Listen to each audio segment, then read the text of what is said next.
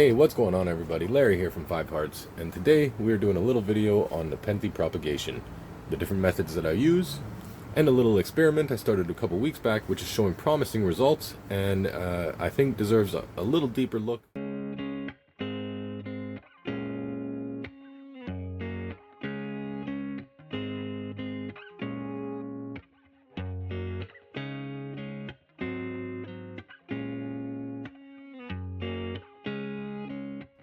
Nepenthes can be propagated two different ways.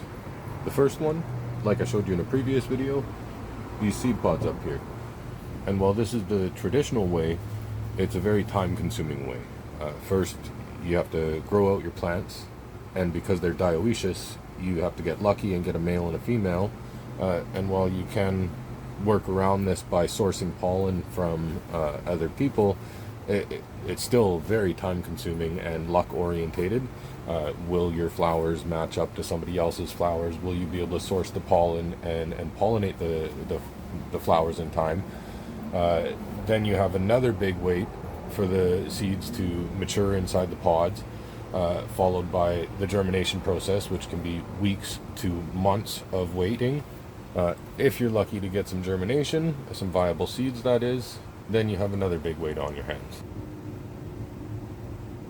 You have to grow these tiny little guys up into this size a year later, another year later up into this size, just to be able to see their traits, at which point you have to continue growing them until you have mature Nepenthes which will flower and reproduce for you. It's a huge commitment in time, but it also gives you genetic diversity, new hybrids, the possibility to create horticulturally produced seeds, pure species seeds. The next method of propagation is asexually, and that's done via stem cutting or through basal divisions. Now, a basal division is just a new plant that starts off of the root of a mother plant. Here you can see we have two. It's virtually the same as stem cutting, but it gives you the chance of having a root system developed underneath the growing media there. For a stem cutting, you need a desirable plant which has a stem that you can cut, and preferably one that has a basal shoot to continue growing out after you cut the vine. Like many other plants, a Nepenthes stem once cut releases hormones and auxins which force the plant to form a callus and eventually develop new root systems, like shown here. It's our job to keep the stem moist but not rotten, warm but not too hot, and also provide cool evenings like the mother plants would get in nature. Once the cutting is rooted, it then starts to form a new bud, or if you're lucky, multiple buds, multiple new growth points. Adding a rooting hormone is essentially dumping on more of these hormones and auxins in hopes of speeding up and developing a more complex root system faster.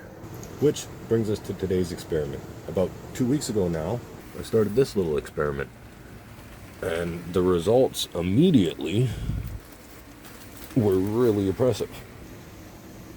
So this one is my control. Nothing different, just a moss perlite mixture, cutting chopped, stuck in a bag, and left to sit.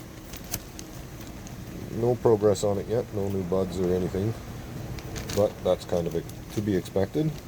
Typically it takes me a few months to root out. Here is one that I dipped in Clonex rooting hormone. No real progress there yet, no buds swelling or anything. And then this one here was one that was dipped in Root Rush. And within 2 weeks, not only do we have a bud broken, but it's almost pushed out a whole new leaf now. So if I'm getting growth up top, there's a good chance that I'm also getting growth down below here. in the form of roots, that is.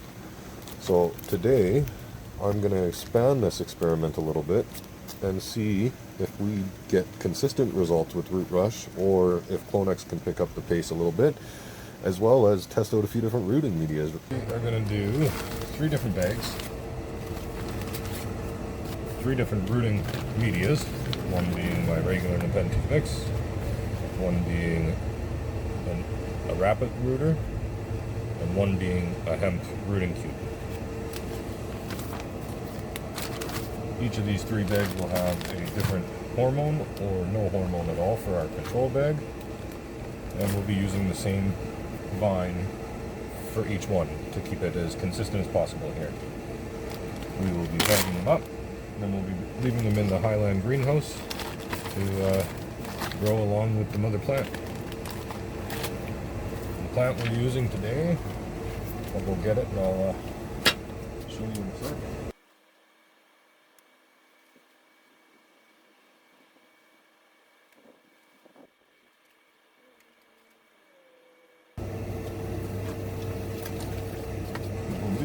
Exotica plant, Peltata cross Platychyla. We've got a fairly long vine here, and we'll do a couple nodes for each piece, as I would usually do.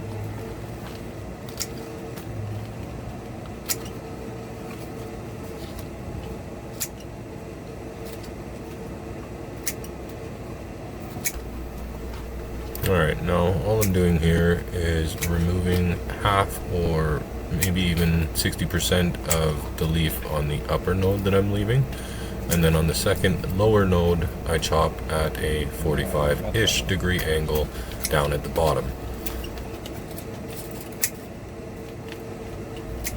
Now there's 2 reasons that I'm removing a portion of the leaf. One, it reduces the overall transpiration rate of the plant, helping to maintain humidity and vitality in the leaf, as well as it makes it easier to fit inside bags with multiple other plants. You leave a big long leaf on there, they get tangled, and if you end up moving it, they can end up ripping out the cutting and disturbing the root progress, and it saves a lot of time and hassle.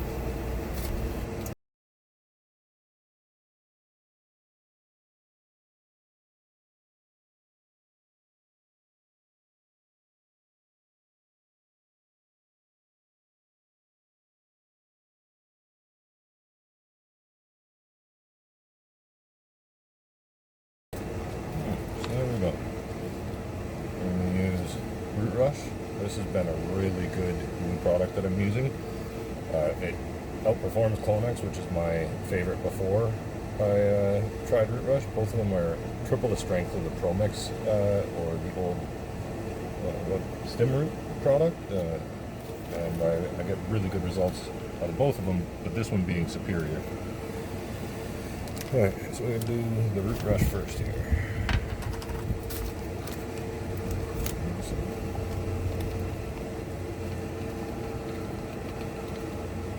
Cover the bottom there, remove some of these old leaves so it doesn't rot. I should cut those off first, but whatever. Make it long. Make it in. That one done.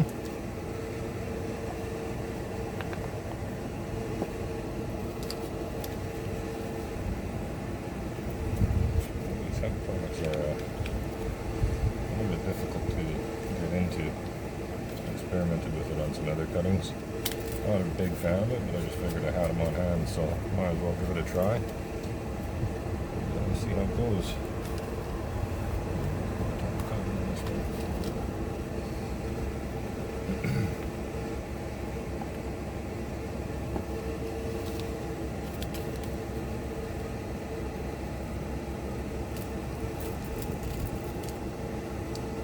Alright, so that's the Root Rush. First.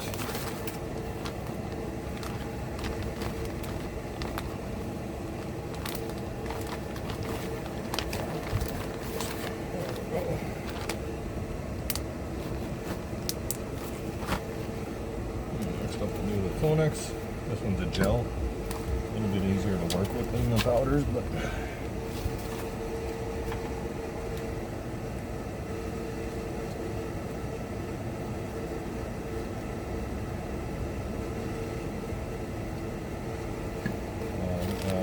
these experiments, I've never used any rooting hormone at all on Nepenthes.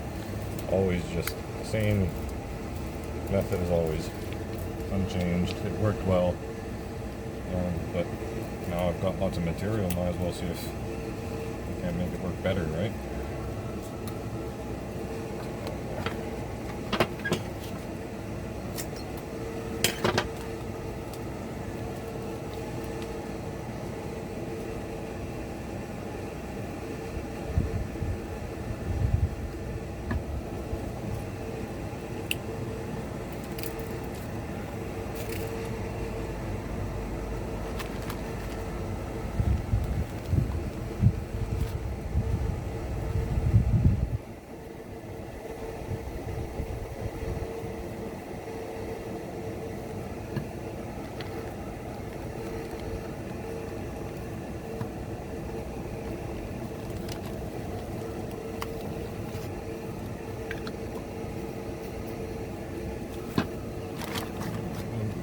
Done.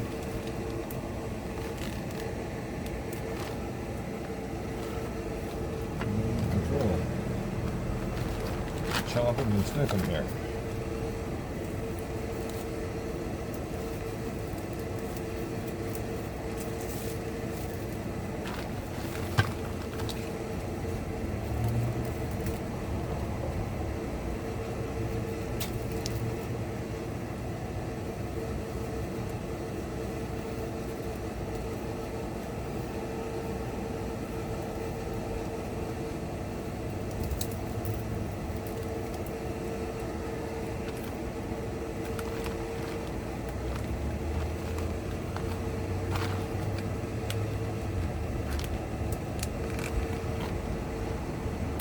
Alright, there's the control done.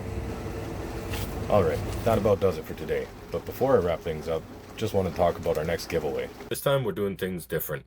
We will be doing a sliding scale of prizes. The more subscribers we get, the more prizes to choose from. Starting with this extra small seedling. Next up, if we hit 250 subscribers, we have an in-house hybrid. At 500, we have this LVB BTC. If we can hit 1,000 subscribers, then we add a choice of 2 different EP hybrids. At 1,500, we add a Nepenthes Saber by EP. And last but not least, if we hit 2,500 subscribers, we will add the legendary Loei Cross Truncata Giant from EP. Alright, this contest is open to everybody, but international plant shipping just isn't happening right now. So if our winner's outside of the country, what we can do is help facilitate a sale and the shipment of the plant, and then we can send a payment out via PayPal. And entry on this one, super simple. All you gotta do, be a subscriber to the channel, earn an entry into the draw. Alright, we'll do the draw once this experiment is all wrapped up and I've given you my conclusions. Should you want to earn some bonus entries, head over to our Instagram page and find out the details there. Happy growing, everyone.